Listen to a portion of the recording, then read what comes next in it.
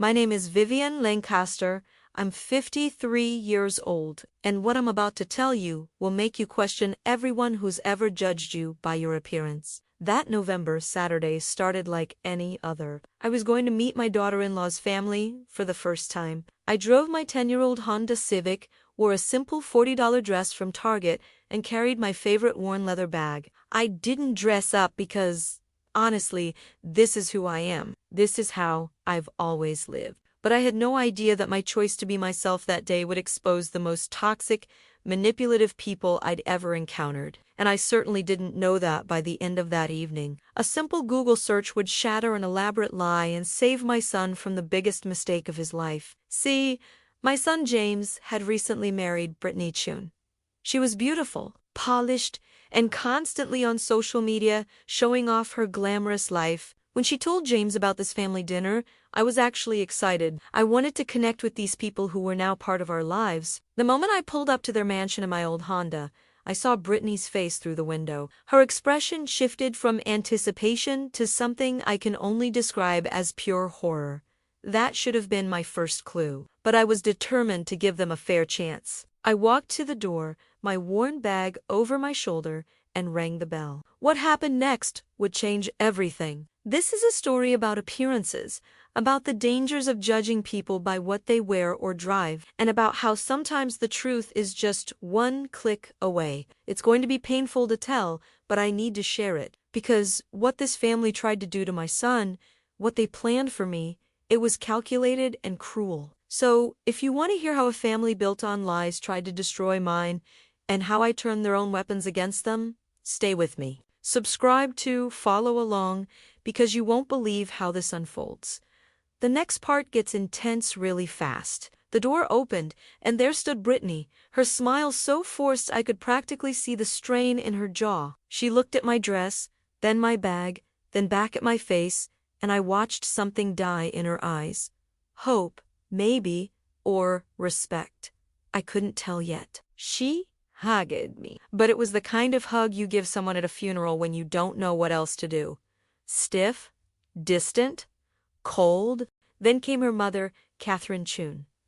This woman glided toward me in a cream-colored designer suit that probably costs more than most people's monthly rent. Her hair was perfect, her makeup flawless, and when she took my hand, her grip was limp and dismissive. The words that came out of her mouth were polite, but her eyes told a completely different story. She looked at me the way you'd look at something unpleasant stuck to your shoe. Her gaze swept from my discount dress to my scuffed shoes, and I saw her lips tighten almost in. Behind her, Leonard Chun sat in a massive leather chair, swirling expensive scotch in a crystal glass.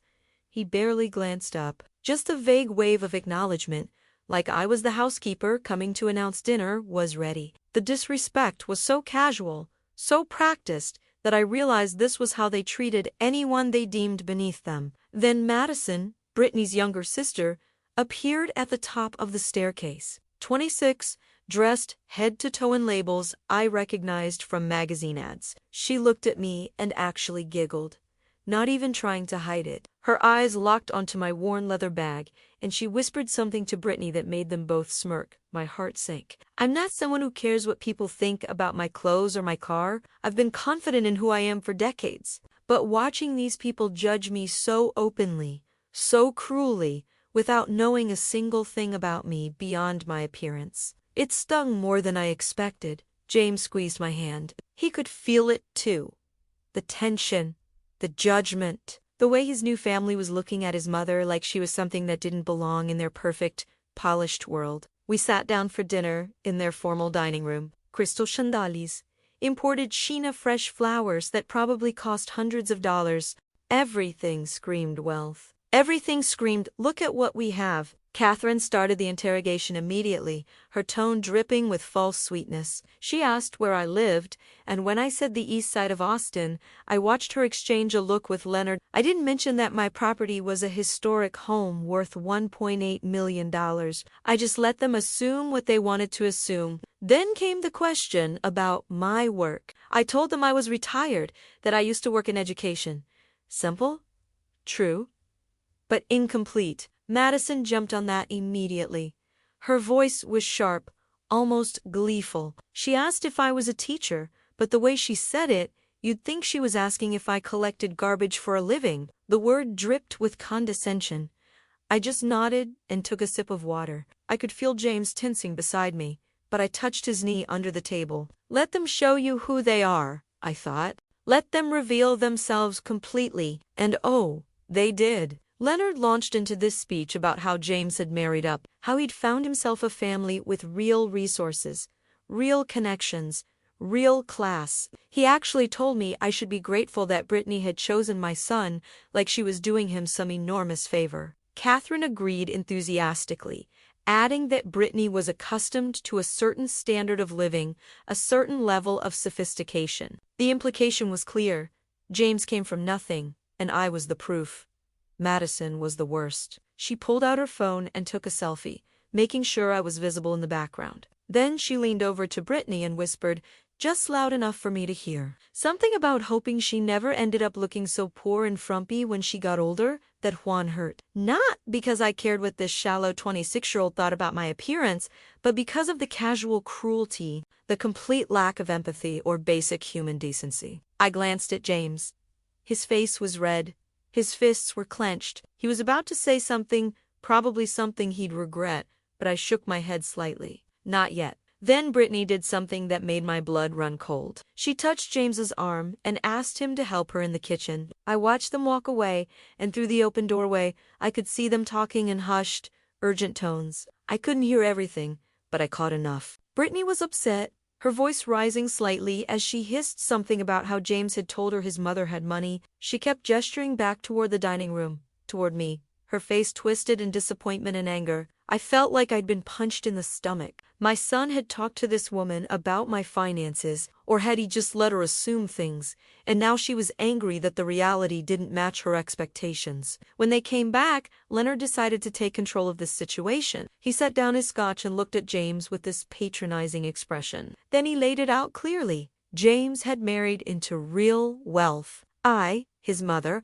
obviously didn't have the resources to maintain the lifestyle Brittany deserved. And that was fine, Leonard said, as long as everyone understood their place. Catherine nodded along, adding that perhaps it would be better if I didn't attend future family events. They didn't want any social embarrassments. The words hung in the air like poison. For 20 minutes, I sat there and listened to these people dissect my life, my choices, my worth as a human being, all based on a $40 dress and a 10-year-old car. They talked about my poverty like it was a disease. They discussed how inappropriate I was, how I didn't fit their social circle, how my presence would be a liability. And I let them say every cruel, shallow, heartless thing that was in their mind. Because I needed James to hear it too. I needed him to understand exactly who these people were. Finally, when Leonard started talking about how generous they'd been to allow James into their family despite his unfortunate background,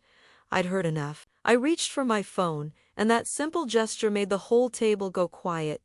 What happened next would change everything, but what I was about to show them was just the beginning, because I'd been doing some research of my own, and what I'd discovered about the Chun family would make their little performance tonight look like child's play. I placed my phone on the table, screen down, and looked at each of them. Catherine with her fake smile, Leonard with his dismissive smirk, Madison with her phone still out, probably texting her friends about the poor woman at dinner, and Brittany, whose mask had completely slipped, revealing something cold and calculating underneath. My voice came out calm. Too calm, probably. I told them they'd spent the entire evening judging me based on my appearance, making assumptions about who I was and what I was worth. But not once had any of them asked me anything real about my life. Leonard actually laughed. He said something about how my life was pretty clearly displayed right there in front of them. The cheap dress, the old car outside. What more was there to know? That's when I picked up my phone and opened Google. My hands weren't shaking, my heart wasn't racing. I felt strangely peaceful, like I was about to reveal a truth that had been waiting patiently to come out. I typed slowly, deliberately. Vivian Lancaster, Tech CEO. Then I turned the phone around and slid it across the table toward Leonard. The change in his face was instant. The smug confidence drained away like someone had pulled a plug. His eyes went wide, scanning the screen, and I watched his hand freeze halfway to his scotch glass. Catherine leaned over to look, and the color quite literally left her face. She went from perfectly composed to ghost white in about 3 seconds. Madison grabbed the phone, and her mouth fell open. The same mouth that had been sneering at me all night now hung slack with shock. On the screen were headlines from Forbes, from TechCrunch, from Bloomberg. Vivian Lancaster sells EdTech company for $47 million. CEO Lancaster among top 50 most influential women in technology. Lancaster's educational software revolutionizes learning for millions. But I wasn't done. Not even close. I took my phone back and started scrolling, showing them article after article, my Forbes profile estimating my net worth at $52 million. Features about my properties, including the historic Austin estate I called home. Stories about my charitable foundation that donated $2 million annually to educational causes. I showed them photos from tech conferences where I'd spoken alongside billionaires. Awards I'd received, patents I held, the entire digital footprint of a 30-year career building something real. Something meaningful? Something that actually helped people. Madison dropped her fork. It clattered against the fine china with a sound that seemed to echo in the sudden silence. I looked at each of them and told them the truth they'd been too blind and too arrogant to see. I wore simple clothes because I felt comfortable in them, not because I couldn't afford to dress like Catherine. I drove an old Honda because it was reliable and I didn't need to prove anything to anyone. I lived modestly because I valued character over ostentation, substance over show. But what they'd done tonight, I told them, had revealed exactly who they were, and there was no coming back from that. James stood up. He looked devastated, betrayed, confused. He started to say we should leave, that he was sorry, that he didn't know they'd treat me this way. But I touched his arm gently and told him to wait, to sit back down, because we weren't done yet. Not by a long shot. See, I hadn't just been sitting there passively all night letting them insult me for fun. I'd been watching, observing, and about 3 weeks ago, when James had first told me about Brittany and how quickly they'd gotten married, something in my gut told me to dig a little deeper. So I'd done what any protective mother with resources would do. I'd hired a private investigator. And what that investigator found was so much worse than a family of snobs who judged people by their bank accounts. I pulled up a folder on my phone, files that my investigator had compiled, emails, text messages, social media posts that had been deleted but were recoverable. A pattern of behavior that made my skin crawl. I looked at Brittany, whose face had gone from shocked to suspicious.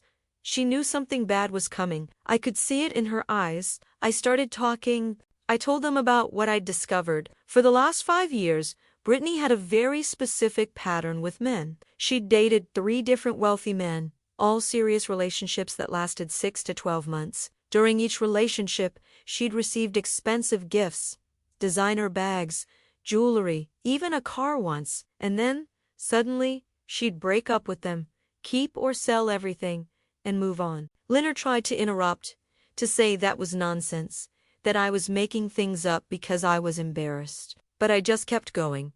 I showed them the emails, messages between Brittany and her friends where she discussed these men like they were transactions, where she rated them based on their net worth and what she could get from them, where she laughed about how easy it was to play the role of the perfect girlfriend. James grabbed my phone, reading with hands that were now shaking. His face went through about 5 different emotions in 10 seconds.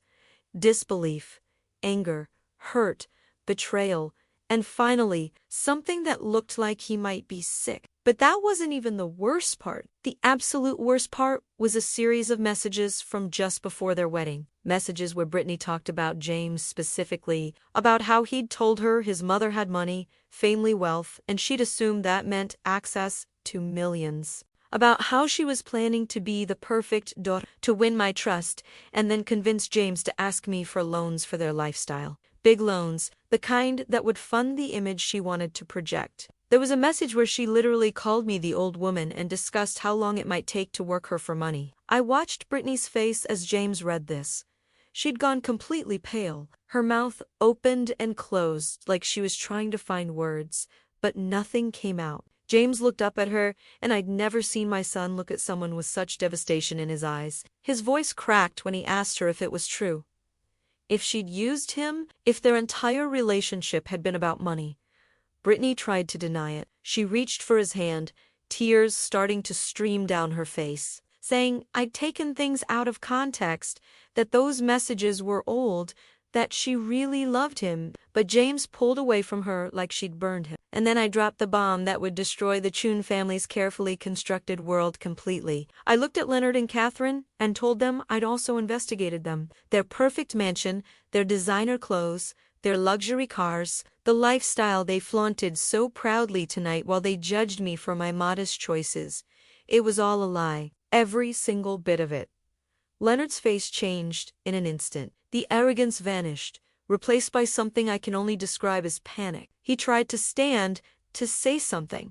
But I wasn't finished. I told them I knew about the 3 mortgages on this house, how they'd refinanced over and over, pulling out equity to fund a lifestyle they couldn't actually afford. The mansion they were so proud of, the one they'd used to make me feel small all evening, was leveraged to the point of being underwater. Catherine's hand went to her throat. She looked at Leonard with an expression that was equal parts fear and fury, like she was just now realizing how exposed they were. I kept going. The luxury cars parked outside, all leased, not owned, leased at payments they could barely make. And according to my investigator, they were behind on 2 of them. The designer clothes Catherine and Madison wore like armor, financed by 6 different credit cards, all of them maxed out or close to it. Madison made a small sound, almost like a whimper. Her phone had slipped from her hand onto the table. The total debt, I told them, was $780,000. Every expensive dinner, every designer handbag, every luxury vacation they posted on social media to show the world how successful they were. It was all built on borrowed money they had no realistic way of paying back. The entire performance, the whole show they'd put on tonight while they looked down on me, was nothing but a facade, and a crumbling one at that. Leonard finally found his voice. He started blustering, saying I had no right to invade their privacy, that this was none of my business, that I was just angry because they'd seen through my poverty act, but his voice had lost all its power. He sounded desperate. Cornered, I looked him straight in the eye and told him that when his daughter tried to marry my son under false pretenses, when she made plans to manipulate and use him for money, it became exactly my business. That's when Brittany made her first big mistake of the evening. Well, her first mistake besides everything else she'd already done. She turned on me, her tears suddenly gone, replaced by something ugly and mean. She said I had no proof of anything, that I was a bitter old woman making up stories because I was jealous of her youth and beauty, because I couldn't stand that James had found someone better than me. The words were designed to hurt, and maybe 3 hours ago they might have, but after everything I'd seen and heard tonight, they just bounced off me. I pulled up another file on my phone. This one was even more damning. See? What Brittany didn't know was that 2 weeks ago, she'd tried to open a joint bank account with James using information she'd somehow obtained about my finances. She'd filled out forms claiming James had access to family trusts, that there was inherited wealth she and James could use as collateral for credit. She'd forged documents. Not well, but she'd tried. My bank had flagged it immediately and called me. That's actually what had prompted me to hire the investigator in the first place, because that wasn't just manipulation. That was fraud. Actual, prosecutable fraud. I showed them the documents, the forged signatures, the false information. The bank's official fraud report. James stood up so fast his chair fell backward. He just stared at Brittany like he'd never seen her before, like she was a complete stranger. Brittany lunged forward, trying to grab my phone, screaming that I'd faked everything, that I was destroying her life out of spite. But James stepped between us, and the look he gave her stopped her cold. He asked her, in this quiet, broken voice, if any of it had been real. Any single moment of their relationship. Had she ever actually loved him, or had it all been an act? Brittany opened her mouth, and I genuinely think she was about to tell another lie. But something in James's expression must have told her it was over, that no lie would save her now.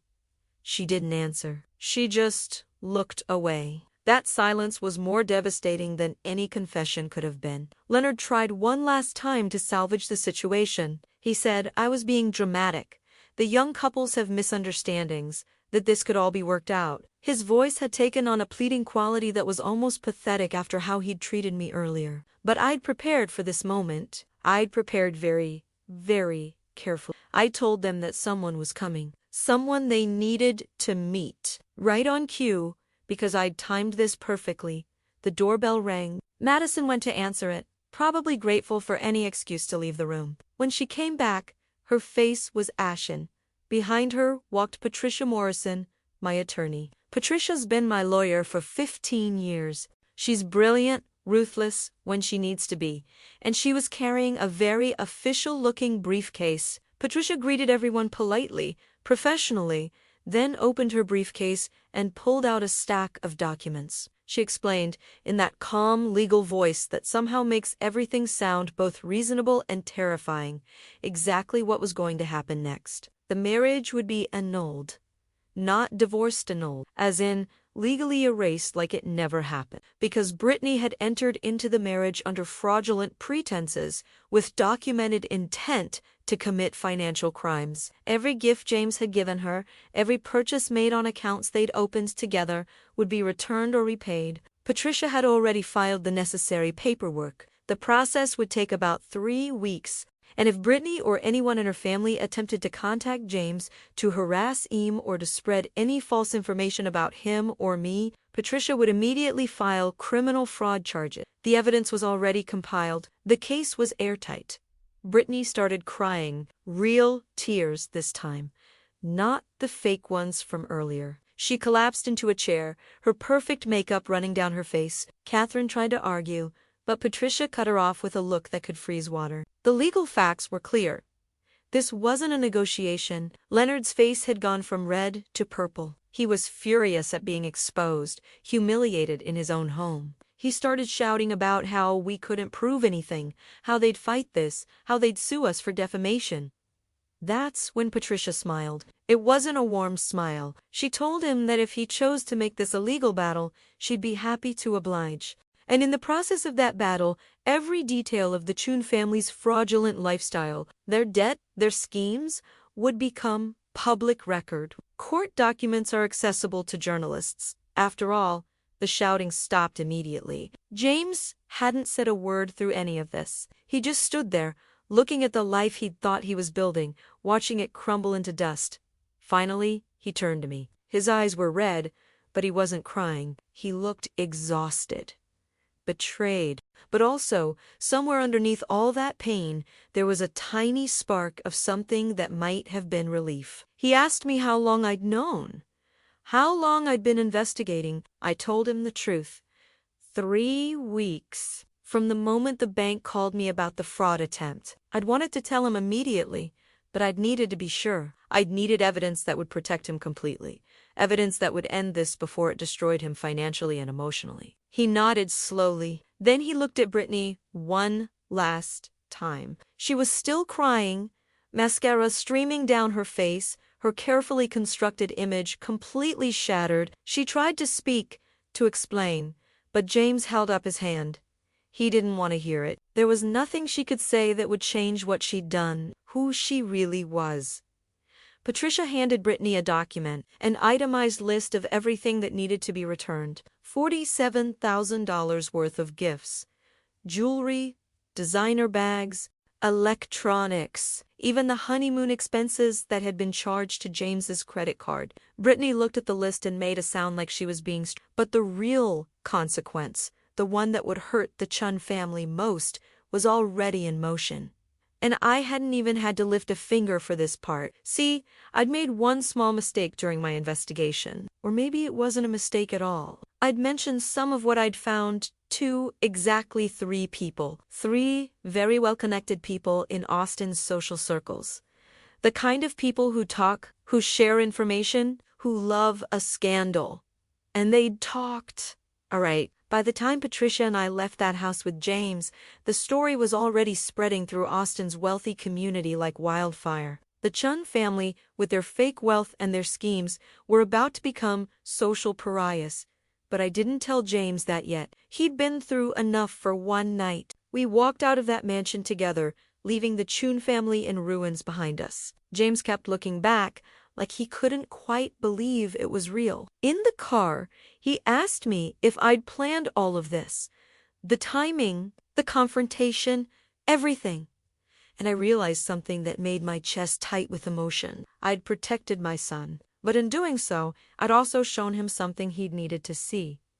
That appearances can be deadly deceiving. That character matters more than any facade. What I didn't know yet was just how completely the Chun family's world was about to implode. The social consequences of their exposure were only just beginning, and Brittany's past was about to catch up with her in ways even I hadn't anticipated. The 3 weeks that followed were brutal, not for me, and eventually not for James, but for the Chun family. I watched their world disintegrate in real time, and I'd be lying if I said I felt guilty about it.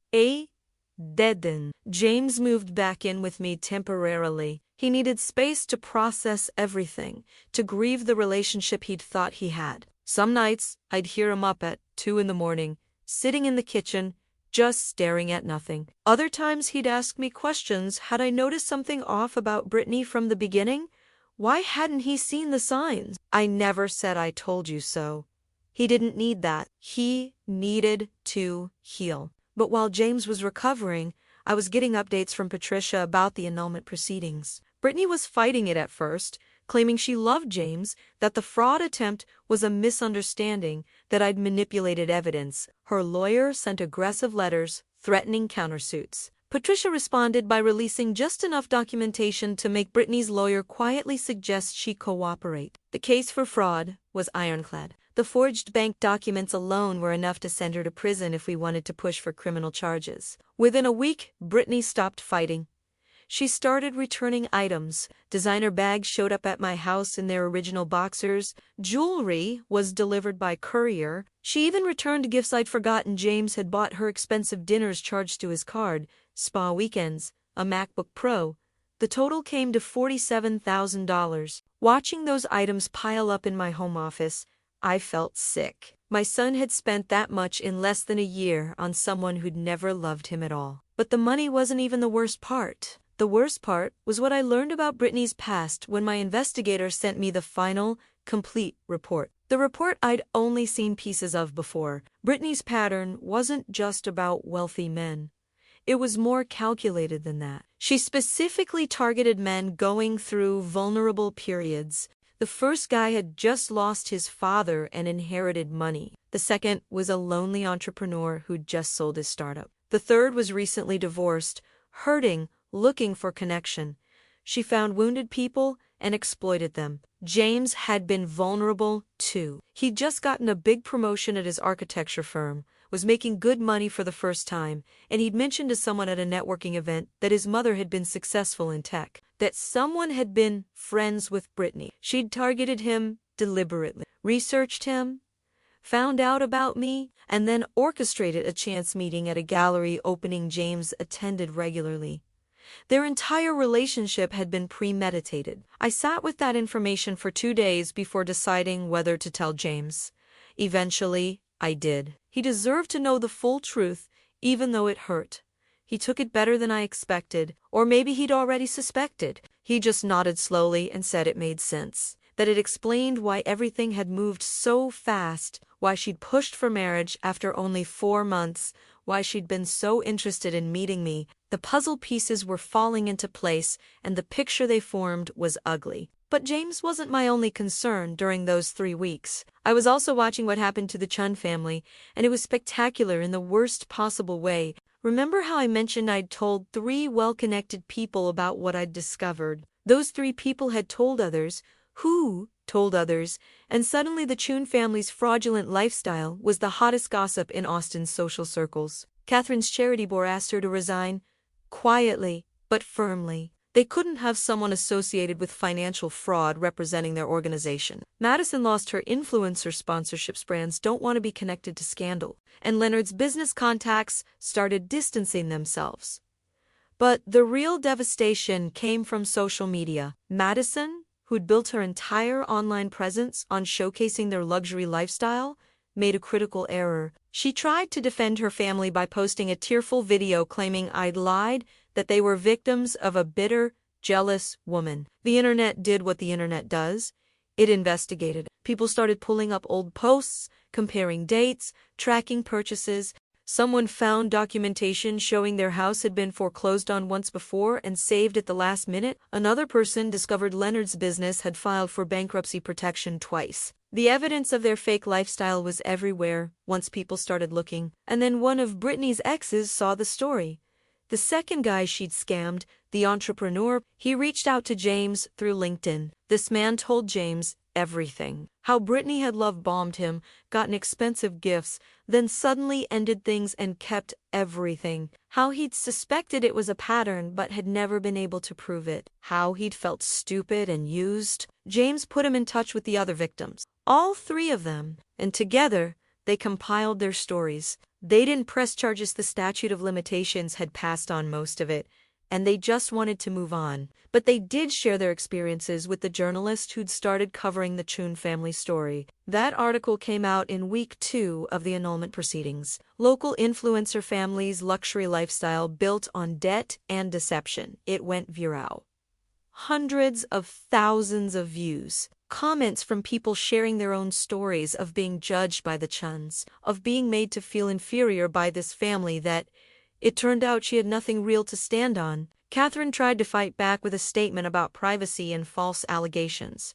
But it was too late. The damage was done. By week 3, they'd put the mansion up for sale. They had no choice. The mortgages were crushing them, and without their social standing, Leonard's business was failing. No one wanted to work with someone exposed as a fraud. I learned all of this through my investigator, who kept loose tabs on the situation at my request. I needed to know they wouldn't try to retaliate against James or me, but they were too busy trying to save themselves to worry about revenge. The annulment was finalized on a Tuesday.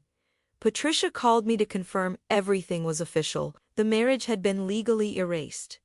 James was free. I found him in the backyard, sitting on the patio, watching the sunset. I told him it was over. Officially, completely over. He didn't celebrate. He just looked relieved, like he'd been holding his breath for 3 weeks and could finally exhale. That evening, we ordered takeout and sat together in comfortable silence. James looked lighter somehow. Despite everything, the betrayal had hurt, but getting free of it had lifted a weight I don't think he'd realized he was carrying. But I was still thinking about something Patricia had mentioned during our call. She'd asked me what I wanted to do about Britney's fraud attempt at the bank. We had evidence of a crime. We could press charges if I wanted to. I told her I'd think about it. That night, after James went to bed, I sat in my home office, surrounded by the returned gifts, thinking about justice and mercy. Thinking about what Britney deserved versus what would actually help anyone. And I made a decision that surprised even me. I decided I wouldn't press charges. Not because Britney deserved mercy, but because the punishment she was already receiving, social exile, public humiliation, the complete destruction of her carefully crafted image, was worse than anything the legal system would do to her. She'd have to live with what she'd done, with who she really was, and that seemed like justice enough. But I also knew I couldn't just let her walk away completely. There had to be consequences that stuck, something that would prevent her from doing this to someone else. So I came up with a plan, a final move that would close this chapter permanently and protect any future victims from Britney's schemes. I called Patricia the next morning and told her what I wanted to do. She was quiet for a long moment. Then she laughed. It was the first time I'd ever heard her genuinely laugh.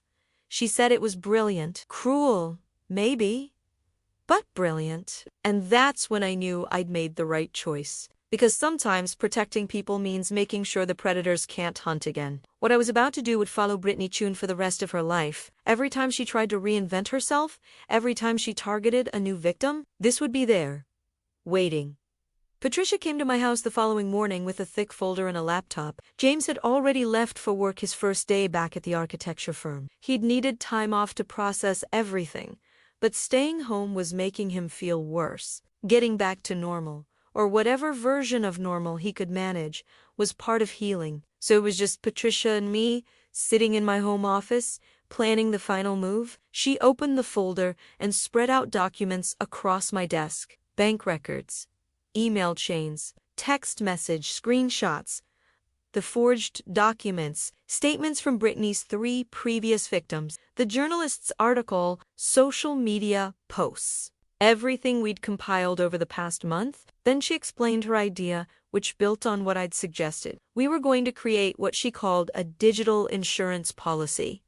A comprehensive, legally verified record of everything Brittany had done, packaged in a way that would be accessible to anyone who knew where to look. The key was making it searchable, but not defamatory. Everything in the package would be factual, documented, and legally defensible. Court records from the annulment, bank fraud reports, verified statements from previous victims, no opinions, no embellishment, just facts. Patricia had already registered a domain name, BrittanyShinPublicCard.com. It would look like an official record repository, neutral and professional. Anyone Googling Brittany's name would find it on the first page of results. I asked if this was legal, and Patricia smiled. She explained that public records are public, court documents are accessible. If someone chooses to compile them in one easily accessible location, that's not illegal. It's a public service. But we had to be careful. One wrong word, one unverifiable claim, and we'd open ourselves up to defamation suits. So everything had to be airtight. We spent 6 hours that day going through every document, every statement, every piece of evidence. Patricia cross-referenced everything with court filings and official records. By the end of it, we had a 30-page document that told the complete story of Brittany's pattern of financial exploitation. The website would be simple, clean. Just the facts presented in chronological order with links to official sources for verification. No commentary, no emotional language, just, this is what happened. Here is the documentation. Patricia said she'd have it live within 48 hours, but that wasn't the only insurance policy I was creating. The same day, I reached out to the 3 men Brittany had scammed before: James, the entrepreneur, the guy who'd inherited money, and the divorced businessman. I asked if they'd be willing to create a private support network, not for revenge, but to protect others. They all agreed immediately. We set up a private database. Anytime any of us heard about Brittany pursuing a new relationship, we'd have a protocol. First, we'd verify it was actually her and not a false alarm. Then, if we felt the person was genuinely at risk, one of us would reach out privately and simply share the public record website. No drama, no confrontation, just information. Let people make informed decisions. The entrepreneur told me something during one of our calls that stuck with me. He said the worst part wasn't losing the money or even the betrayal. It was the feeling of being stupid, of wondering how he'd missed the signs, of feeling like he should have known better. And now, knowing it was a pattern, knowing he wasn't alone, that helped him heal in a way nothing else had. That's when I realized this wasn't just about stopping Brittany. It was about helping her victims recover, about creating a community of people who'd been through the same thing and could support each other. We even created a private forum, a place where people could share their experiences anonymously, ask for advice on how to recover financially and emotionally, and just feel less alone. Within a week, we had 12 members, not just Brittany's victims, but people who'd been romantically scammed by others and found our group through careful internet searches. People who needed to know they weren't stupid, weren't alone, and could rebuild. It became something bigger than I'd expected, something meaningful. But while I was building these support systems, something else was happening that I hadn't anticipated. Catherine Chun reached out. She sent an email to my personal address. Still don't know how she got it. The subject line was simple: please. I almost deleted it without reading, but curiosity got the better of me. The email was long, rambling, desperate. Catherine wrote about how their lives had fallen apart, how Leonard's business had collapsed, how they were losing the house, how Madison had moved out, cutting off contact because she couldn't handle the shame. How Brittany had disappeared, literally disappeared. No one knew where she'd gone. Catherine's email veered between apologizing and blaming. She'd say she was sorry for how they'd treated me, then in the next paragraph suggest that I'd destroyed their family over a misunderstanding. She asked me to make it stop, to somehow undo the damage, to tell people it was all a mistake. I read the email 3 times, feeling absolutely nothing. No sympathy, no satisfaction. Just ... emptiness. This woman had sat in her mansion and told me I was too poor, too embarrassing to be part of their family. She'd supported her daughter's plan to exploit my son, and now she wanted mercy. I showed the email to James that evening, asked him what he thought I should do. He read it in silence, his face unreadable. Then he handed my phone back and said something that surprised me. He said he didn't hate them anymore. He didn't feel anything toward them. They were just people who'd made terrible choices and were facing consequences. But that didn't mean they deserved rescue. I wrote back to Catherine, 1 sentence, "Everything that's happening to your family is the direct result of choices you all made. I didn't destroy you. You destroyed yourselves." I hit send and blocked her email address. That night, I couldn't sleep. I kept thinking about the moment in their dining room when they'd judged me so harshly, when they'd made me feel small, and I thought about how completely the tables had turned, but I didn't feel victorious. I felt tired. The next morning, Patricia called. The website was live. She sent me the link, and I pulled it up on my laptop. It was exactly what we'd designed. Professional, factual, devastating. At the top was a simple statement: "This website exists to provide factual documentation of verified incidents. All information is sourced from public records and legal documents." Then came Brittany's story, told through court filings, bank records, and victim statements. No embellishment needed. The facts spoke for themselves. Patricia had included a section on financial fraud, warning signs, and resources for victims. She'd turned it into something educational, something that could actually help people protect themselves. I tested it. Googled Brittany Chun, Austin, Texas. The website appeared 3rd in the results, right below her old Instagram profile and a news article about the scandal. It would be there forever. Anytime someone searched her name, a potential employer, a new romantic interest, a business partner, they'd find it. The insurance policy was active. I called James to tell him, and he asked me how I felt about it.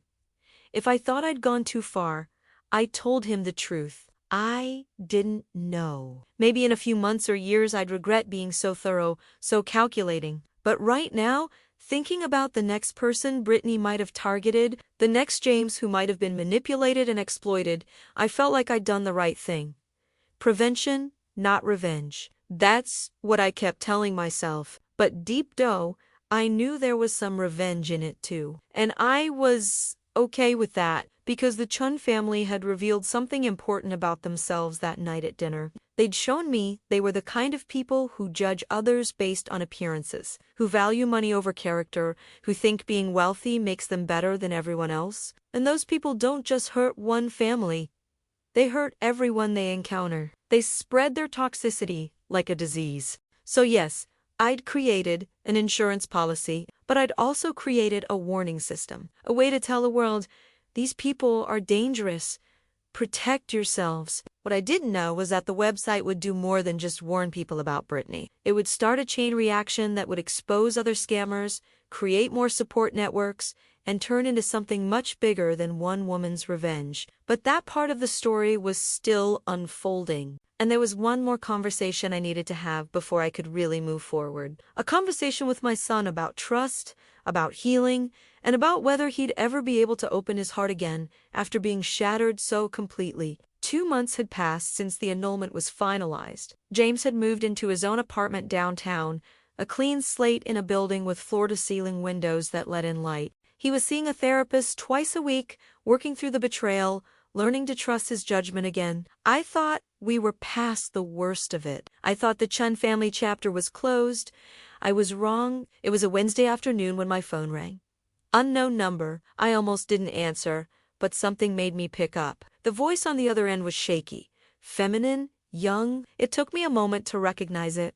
Madison, Brittany's younger sister, the one who'd giggled at my worn bag, who'd taken that selfie with me in the background, who'd called me poor and frumpy. She asked if we could meet, said she needed to talk to me, that it was important. Every instinct told me to say no, to hang up and block the number. But there was something in her voice, not the spoiled arrogance I remembered, but something desperate and scared. I told her I'd meet her at a coffee shop downtown, public, neutral territory, and I'd be bringing Patricia. Madison agreed immediately. The coffee shop was busy with the afternoon crowd when we arrived. Patricia ordered us both coffee while I found a table in the back corner. My heart was racing, though I tried not to show it. I had no idea what Madison wanted, but I'd prepared for anything from an ambush to some kind of trap. When Madison walked in, I almost didn't recognize her. Gone were the designer clothes and perfect makeup. She wore jeans and a plain sweater, her hair pulled back in a simple ponytail. No jewelry, no Instagram-ready outfit. She looked like a completely different person. She looked like someone who'd lost everything. She sat down across from me, and I could see her hands were shaking. She didn't order coffee. She'd just started talking, words tumbling out fast, like she was afraid if she stopped, she'd lose her courage. She told me Brittany had disappeared the day the website went live, packed a bag in the middle of the night, and left without telling anyone where she was going. Their parents had tried to find her, but she'd turned off her phone, deactivated her social media, vanished completely. Catherine and Leonard had officially separated. The mansion was sold at a loss. They'd both moved into small apartments, barely speaking to each other, each blaming the other for their downfall. And Madison was left to pick up the pieces of her own life. Her influencer career was dead. No brand would work with her after the scandal. Her friends had all distanced themselves. She'd moved in with a roommate she barely knew because she couldn't afford her own place anymore. But that wasn't why she'd called me. Madison reached into her bag and pulled out a laptop. She opened it, turned it toward me, and showed me something I never expected to see. Emails. Dozens of them. Messages between Brittany and Catherine that Madison had discovered on their shared family computer. Messages that proved Catherine had known about Brittany's pattern all along.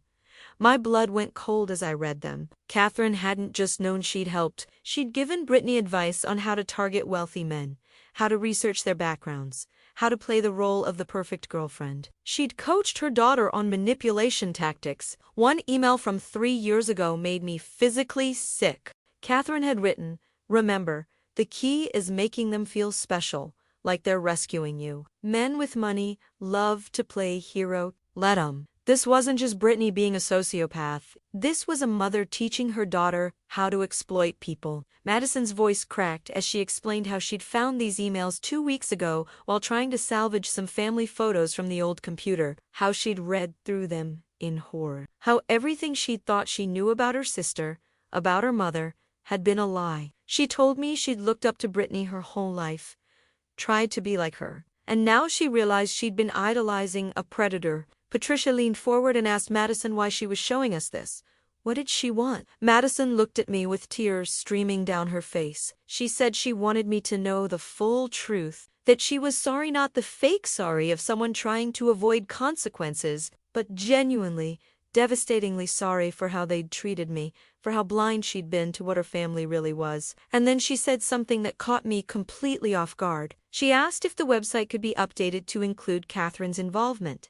She wanted her mother exposed. She wanted people to know that this wasn't just Brittany's sickness, it was generational. I looked at Patricia, who looked as shocked as I felt. Madison pushed the laptop toward Patricia and told her to take it, to use everything on it. She said she couldn't live with knowing the truth and doing nothing. That more people needed to be warned about Catherine, too. She stood up to leave, but I stopped her, asked her why she was really doing this, why she'd turn on her own mother. Madison sat back down slowly. She told me about a conversation she'd overheard a week ago. Catherine had called her drunk, ranting about how everything would have been fine if I hadn't interfered, if I'd just given them money like Brittany had planned, how they could have milked James and me for years if I hadn't been so paranoid and suspicious.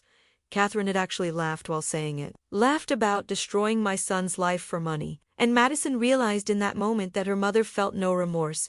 Not for what they'd done to James, not for the other victims, Not for anything. Catherine was only angry that she'd been caught. That's when Madison decided she couldn't be part of that family anymore. She looked at me with red swollen eyes and said she knew I had no reason to believe her, no reason to trust her. But she was trying to do the one decent thing she could think of. She was trying to make sure her mother couldn't hurt anyone else the way her sister had. Patricia took the laptop and told Madison she'd need to verify everything. But if the emails were authentic, we could definitely include them in the public record. Madison nodded and stood up again. This time I let her go. But before she walked away, I asked her one more question. I asked if she'd known back at that dinner, when they were all judging me, had she known what Brittany and Catherine were planning? Madison's face crumpled. She sighed. No. She'd been spoiled and shallow and cruel, but she hadn't known about the fraud, the manipulation, the pattern. She'd genuinely thought Brittany loved James. She'd thought their family was just better than other people. Not that they were actively destroying lives. Finding out the truth had broken something in her. I watched her walk out of the coffee shop, shoulders hunched, looking nothing like the confident influencer who'd mocked me 2 months ago. Patricia was already going through the laptop, her expression getting darker with every email she read. She looked up at me and said, "This changed everything." Catherine wasn't just an enabler, she was the architect. She'd been running this scheme through Brittany, using her daughter as the face while she pulled the strings from behind. And there was more. Patricia found emails from Catherine to Leonard about using business connections to target wealthy men for Brittany, about setting up chance meetings at networking events, about researching men's financial backgrounds before introducing them to Brittany.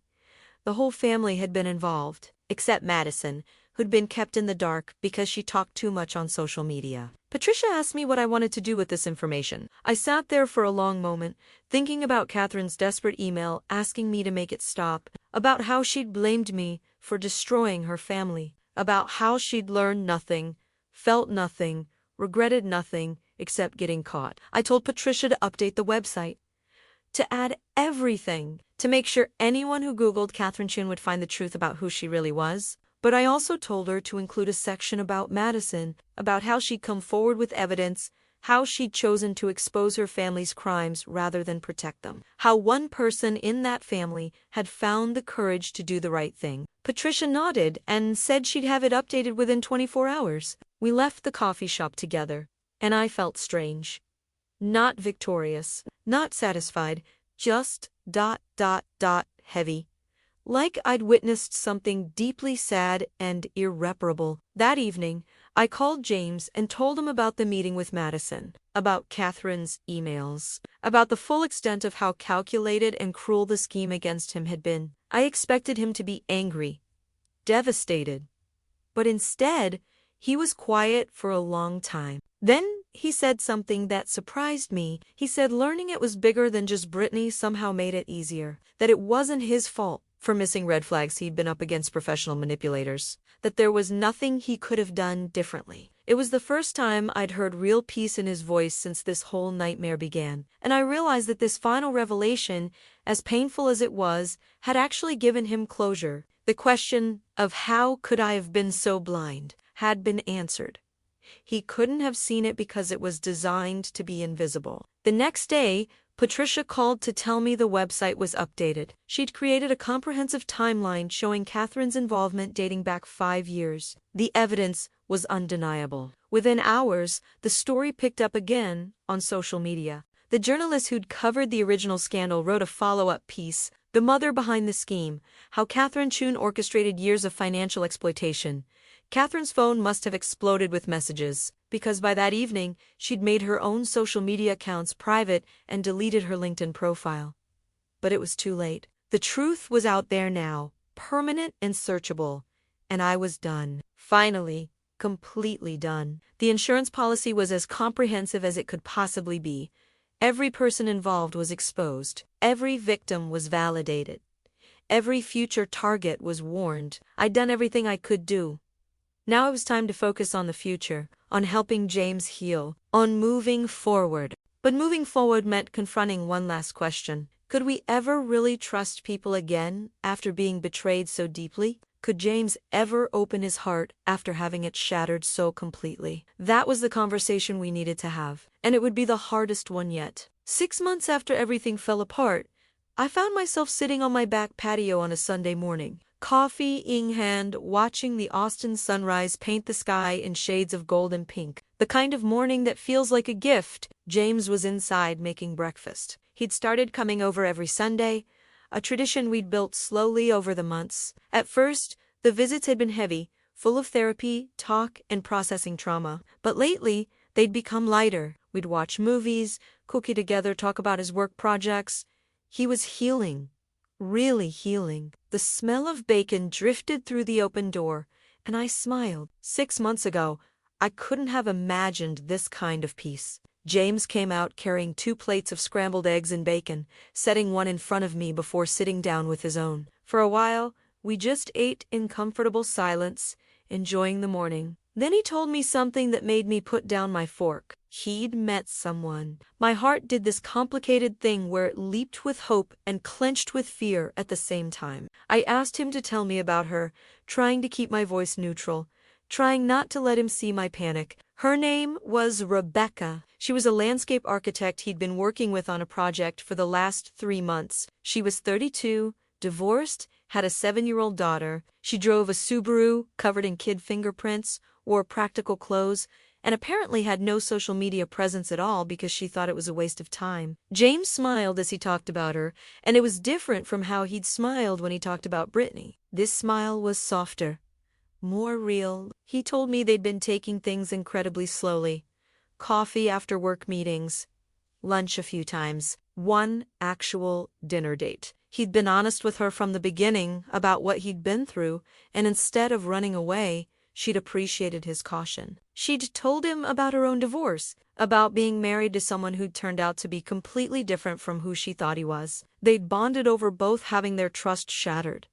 I asked James if he was scared, and he didn't hesitate. He said he was terrified, that every time Rebecca smiled at him or texted him, part of his brain screamed warnings, looked for red flags, searched for hidden motives. But his therapist had told him something important. The fear didn't mean he shouldn't try. It meant he needed to go slowly, trust his instincts, and remember that not everyone was Brittany. Rebecca had already passed several tests that Brittany would have failed spectacularly. When James mentioned he was looking at a used truck to buy, Rebecca had offered to help him negotiate at the dealership because she was good at that kind of thing. She didn't suggest he buy something expensive to impress people. She helped him find a good deal on something practical. When he'd casually mentioned my background in tech, she'd asked interested questions about my work, not about my net worth. She wanted to know about the problems I'd solved, the educational software I'd built, how it felt to create something that helped millions of students. And when James had finally introduced them 2 weeks ago, just a casual coffee, meeting Rebecca had been genuinely kind. No performance, no calculation, just a normal person being nice to her boyfriend's mother. I'd liked her immediately, which surprised me. I'd gone into that meeting armored and suspicious, ready to find flaws, but Rebecca was disarmingly genuine. She'd shown me pictures of her daughter, talked about the challenges of co-parenting, and asked my advice about her small landscape architecture business. She'd treated me like a person, not a bank account. Watching James talk about her now, I felt something release in my chest, the fear that he'd be too damaged to ever trust again, the guilt that my son had been so hurt while I was just living my quiet life, unaware of the danger. I told him I was proud of him for being brave enough to try again, for not letting Brittany's betrayal poison his entire future. James looked at me with those eyes that were so much like his father's, my late husband, who'd passed away 10 years ago, and said something that made me tear up. He said he'd learned from watching me handle the Chun family, that I could have become bitter and paranoid, could have let their betrayal make me cruel. But instead, I'd been strategic and protective. I'd exposed the truth without losing myself in revenge. He said if I could do that after everything they'd put us through, he could be brave enough to risk his heart again. We sat there for a moment, both of us crying a little, both of us laughing at ourselves for crying. Then James asked me something I hadn't expected. He asked if I'd heard anything about what happened to Brittany. I had, actually, through the support network we'd built, through the website, through whispers in the Austin social scene. Brittany had moved to Phoenix and changed her name. She was working as a receptionist at a dental office, living in a small apartment, keeping her head down. Someone from our support group had spotted her and verified it was really her. She wasn't scamming anyone. She wasn't on social media. She was just existing. Quietly, invisibly. Part of me wondered if she'd actually learned something, if the complete destruction of her life had forced her to confront who she really was. But honestly, I didn't care anymore. She was someone else's problem now, or maybe she wasn't a problem at all anymore. Either way, she was no longer my concern. Catherine, I'd heard, was working as a sales associate at a department store. Leonard had moved to Dallas for a job. They were both living regular lives, stripped of their pretensions, forced to actually work for their money. The mansion had sold to a young tech couple who'd gutted it and redesigned the whole thing. The Chun family's physical presence in Austin had been completely erased, and Madison, she'd actually turned her life around in a way I found genuinely impressive. She'd started a blog about financial literacy and recovering from toxic family systems. She was completely honest about her past, about being shallow and materialistic, about learning hard lessons. Her writing was raw and real, and it had found an audience. She'd sent me a message a few months ago through the website, asking if she could include her story in a book she was writing about breaking free from generational patterns of manipulation. I'd said yes. I didn't forgive her for how she'd treated me that night, but I respected what she'd done since then. She'd made a choice to be better, and she was following through. James absorbed all this information quietly, then nodded. He said it was good to know everyone had moved on, that the story had ended, for better or worse. But I knew he was wrong about one thing. The story hadn't ended for me.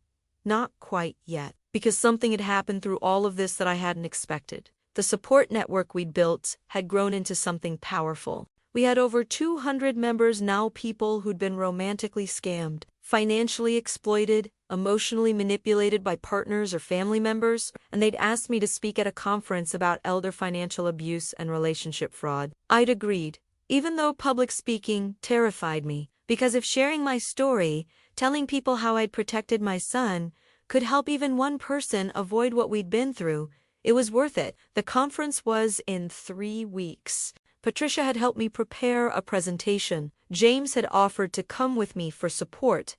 I was nervous about it, about being public with something so personal, about becoming the face of this issue. But I also felt like this was the real ending to the story. Not revenge, not exposure, but education, prevention, helping people protect themselves and the ones they loved. James finished his breakfast and leaned back in his chair, looking at me with this expression I couldn't quite read. He told me he'd been angry at me at first, back when everything came out, angry that I'd investigated Brittany without telling him, angry that I'd let him go to that dinner, knowing what I knew, angry that I'd made him feel stupid for not seeing what was right in front of him. But his therapist had helped him understand that I'd done exactly what a parent should do. I'd gathered evidence, built a case, and protected him in the only way that would actually work. If I'd just told him my suspicions, he would have defended Brittany. He would have thought I was being paranoid or controlling. He needed to see it for himself. And I'd made sure he saw everything. He thanked me for being smart enough to investigate, for being strong enough to confront them, for being loving enough to let him heal at his own pace afterward. I told him, that's what mothers do. We protect our children, even when they're grown, even when it's messy and complicated and sometimes means making hard choices they don't understand at first. We finished breakfast as the sun climbed higher, warming the patio, burning off the morning chill. It felt symbolic somehow, like we were moving from darkness into light, from winter into spring. James left around noon, promising to bring Rebecca to dinner next week so I could get to know her better. I watched him drive away in his practical used truck, and I felt something I hadn't felt in a long time. Hope. Real, uncomplicated hope for the future. I went back inside and opened my laptop. The website still got hundreds of visits a day. The support forum was active with people sharing their stories, asking for advice, helping each other heal. I'd built something good out of something terrible, and that felt like the truest kind of justice. My phone buzzed with a text from Patricia. She'd sent me the final version of my conference presentation with a message. "You're going to change lives with this. I'm proud of you." I read through the presentation one more time. It started with that November night, with me walking into the Chun mansion in my Target dress, and it ended here, with lessons learned and a community built. The message was simple. Appearances can be deadly deceiving.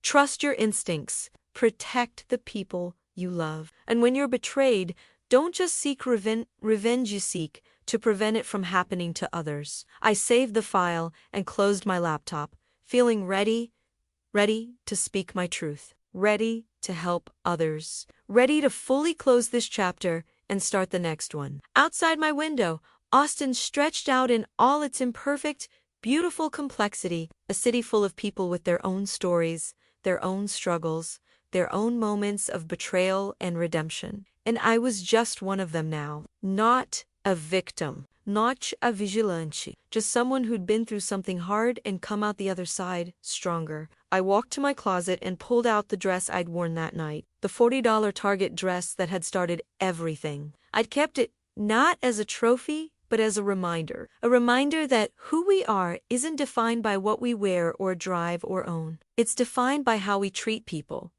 by the choices we make when we're tested, by whether we use our pain to harm others or to help them. I hung the dress back up carefully, then changed into workout clothes. It was time for a run, time to move forward, time to keep living, because that's what we do. We survive the betrayals, we expose the lies, we build support for others, and then we keep going, a little wiser, a little stronger, a little more careful about who we let into our lives. And sometimes, if we're lucky, we find peace, not the absence of pain, but the presence of purpose.